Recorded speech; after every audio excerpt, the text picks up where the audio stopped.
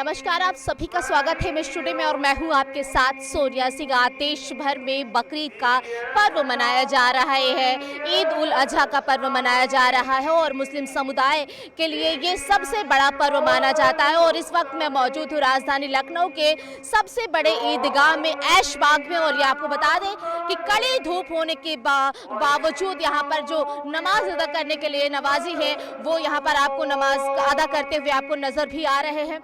कुछ आपको धूप में नजर आ रहे होंगे, कुछ आपको छांव में नजर आ रहे हैं और जो अपनी नमाज है वो अदा करते हुए आपको नजर आ रहे हैं। और ये ईदगाह जो है ऐशबाग की वो बहुत ही पुरानी है और यहाँ की तमाम मान्यताएं जो है वो मानी गई हैं। आपको बता दें कि आज ईद उल अजहा का त्यौहार है। तमाम ईदगाह और मस्जिदों में अकीकत की अदा की जा रही है नमाज। कुर्बानी के जज्बे के साथ मुसलमान अल्लाह की बरगाह में सजदा कर हजरत इब्राहिम अलैहि की उस अजीम कुर्बानी को याद कर रहे हैं जो उन्होंने अपने रब के हुक्म से पेश की थी। इस दौरान सुरक्षा के भी चौक चौबंद किए गए हैं। आपको बता दें कि लखनऊ में पुलिस प्रशासन जो है वो 1300 PSC की बलों को तैनात किया गया है। इसी के साथ से सुरक्षा बल को पूरी तरीके से तैनाती की गई है ताकि किसी भी कोई भी हो उसको असुविधा ना हो। ड्रोन से निगरानी की जा रही है। बाहर जब पूरे हर तरफ जो है बैरिकेडिंग की गई है, पुलिस प्रशासन को तैनात किया गया है।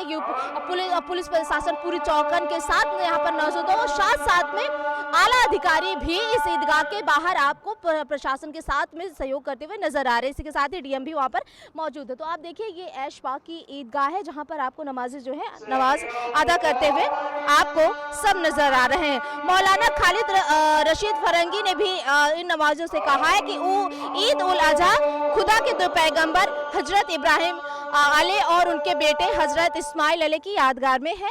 मस्जिद की साइज की इमामी करारी मोहम्मद सिद्दीकी ने कहा कि कुर्बानी करने का बहुत बड़ा सवाब है, वही कुर्बान न करने पर नाराज़गी का इजहार भी है।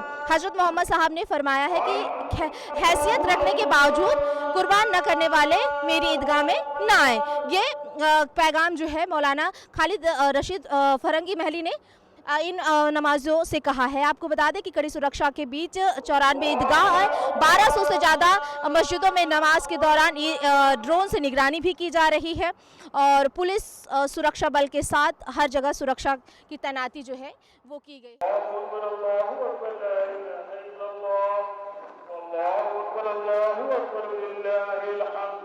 तो सारे नमाजी जो हैं वो अदा करके अब नमाज जो है वो उठने लगे हैं धीरे धीरे करके।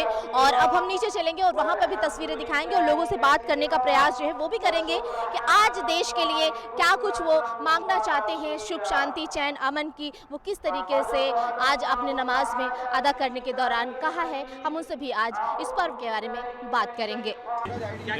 मैं बहुत पहले से मेरा नागा नहीं हुआ है। कोई भी पर्व होता है तो यहाँ से मौलाना साहब हमारे ऐशबाग रामलीला का जब उत्सव होता है तो उसके रास्ते में स्वागत का व्यवस्था और तमाम चीज़ें होती है। जब ईद का या बकरीद का समय होता है तो हम लोग हर बार आते हैं।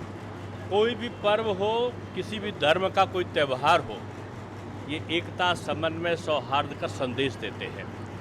और मुझे इस बात की प्रसन्नता हुई है कि आज मैं जब बैठा सुन रहा था तो मौलाना फरंगी खालिद साहब जो है फरंगी महली जी, वो जो दुआ कर रहे थे तो दुआ में उनका पहली दुआ थी देश की उन्नति प्रगति और सौहार्द की। दूसरी था कि ये सेना को और बल प्रदान हो और देश की हिफाजत और शत्रुओं का मनोबल ख़त्म हो, वो पराजित हो। ये दुआ जब ईदगाह से निकलती है या मंदिर से निकलती है कोई प्रार्थना तो ये देश की मजबूती का संदेश देती है। और मुझको लगता है कि बहुत तेज़ी से समय बदला है और ऑपरेशन सिंदूर के बाद जो भारत की एकता है वो और मजबूत हुई है। और कल माननीय प्रधानमंत्री जी ने जिस प्रकार से दुनिया के सबसे ऊंचे पुल को कश्मीर में किया है तो उमर अब्दुल्ला साहब का ये बयान कि अंग्रेज़ों ने भी सपना देखा था मोदी जी, वो पूरा नहीं हुआ और वो आपने पूरा कर दिया। यानी कश्मीर को पूरी तरीके से हिंदुस्तान के मुख्य मार्गों से जोड़ने का काम जो हुआ है वो बहुत बड़ा था। ये आज ईद उल अजहा का जो पर्व है वो यही एकता का संदेश दे, समन्वय का संदेश दे और ये भारत राष्ट्र मजबूती से अपने 140 करोड़ लोगों को लेकर पूरी दुनिया में अपनी ताकत को दिखा सके, यही ईश्वर से कामना है। सरकार की तरफ से जो गाइडलाइंस दी गई थी उसका पूरा पालन होता हुआ हाँ, ये बड़ी बात है। और मैं इसमें यहाँ के जो धर्मगुरु हैं, मौलाना हैं, मैं उनको भी साधुवाद दूंगा कि उन्होंने अक्षरशा जो संदेश दिया अपनी कौम को, और पहले ही उन्होंने भी सरकार की गाइडलाइन आई और सरकार की गाइडलाइन के साथ उनकी गाइडलाइन भी आ गई कि हम लोग यथा स्थान पर ही नमाज अदा करेंगे और कुर्बानी भी वहीं पर अदा करेंगे जहाँ पर जो स्थान तय है। तो मैं समझता हूँ कि धर्मगुरुओं का बहुत बड़ा रोल है कि पर्व शांति से मने, तो इसलिए ये अच्छा एक संकेत लखनऊ का पूरे देश में जाता है। अखिलेश जी बहुत नाराज नजर आते हैं आप लोग, कहते हैं जीरो टॉलरेंस की सरकार में जो बात करती है वो सरकार ही जीरो नज़र आ रही है। अब देखिए, विपक्ष में जो रहता है उसको सरकार की अच्छी चीज़ भी बुरा पेश करने का एक तरीके से उसमें जज्बा उत्पन्न हो जाता है। देश में अच्छा काम हुआ है, हम चौथे स्थान पर आर्थिक शक्ति बने हैं, हमारे देश में आज जो बेरोजगारी की दर है वो कम हुई है, आज हमारा निर्यात बढ़ा है और दुनिया हमसे सशंकित है। चाइना के हथियार बेकार हुए और भारत के हथियार कारगर सिद्ध हुए जो देश में बने हैं, और दुनिया लोहा मान रही है।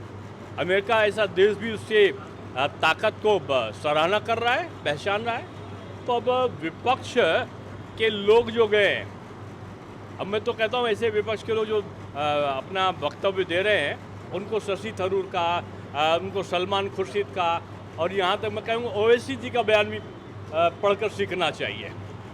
राष्ट्र जब संकट होता है ना, एक होता है, और उसमें ना जाति होती है, ना धर्म होता है, ना कोई दल होता है, एक ही दल होता है, वो भारत का अपना राष्ट्र धर्म होता है।